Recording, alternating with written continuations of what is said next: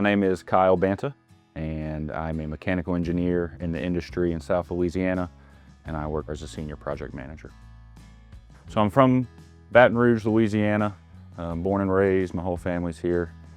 Childhood was a lot of trucks and outside. It was hands-on, messing with dirt, messing with farm equipment, taking things apart, putting things together. I always thought the large machinery was fascinating, the welding and all of these specialty tools and the things that you could just create and make with your hands. My name is Robin Banta, and I am a business development representative for an engineering company here in Baton Rouge. My son is Kyle, and he's got a story to tell. So going through school, started out at a couple private schools when I was younger and did kind of the traditional learning method. Made it through fine, but wasn't the best and optimal way for me to learn. It's really from being a young child, you know, all kids have the little Power Wheels that they ride around in, and mine was a big yellow dump truck that had a little actuating bed that I could put stuff in and drive it around and dump it off. Always knew I wanted to do something outside with my hands. And I have friends that were pipe fitters and welders and things like that. And as a high school kid, just looking to make money, easiest way possible without too much school, welding is a pretty solid choice. So he's a very hands-on, mechanically driven person. And then as he got older, he didn't fit really well with the mold that the private schools had. It was challenging for him. Getting along in school, the way he learned was different. He processed things a little bit differently from a learning perspective. So we moved schools around for him quite often. And then on the other spectrum of that, he had a couple of teachers that really said, look, you know, you are a bright student, and he found his niche where he was getting accolades instead of being put down. It is finding the trade of something that he could do, that he was good at, and that he could be successful with in the industry. I think the construction industry is looked at as a low-class field. People who couldn't go to college or just wanted to do less, wanted to do manual labor.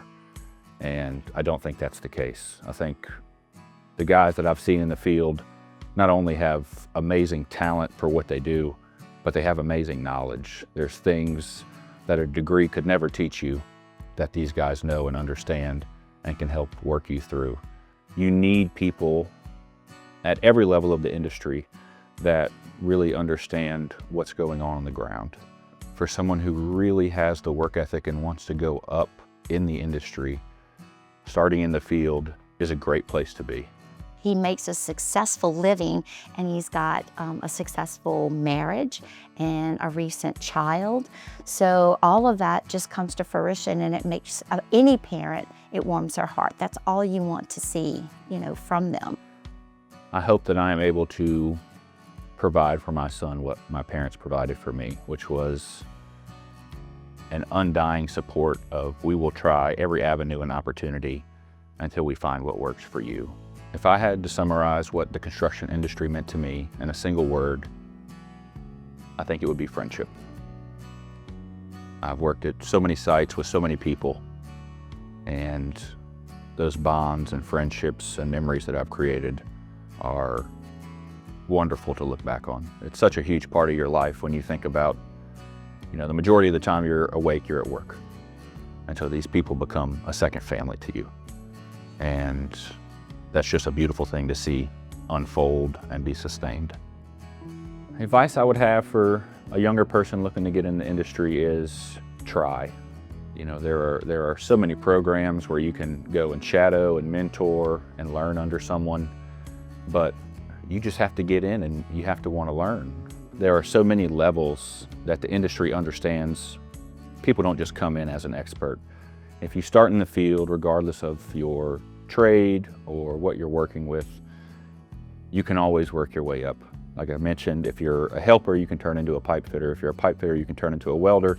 If you're a welder, you can turn into someone who is a specialist in welding. You can do inspections. If you understand the whole process and you're running crews, maybe you go into a foreman, a supervisor, a construction manager, and once you get to construction manager, you can branch anywhere.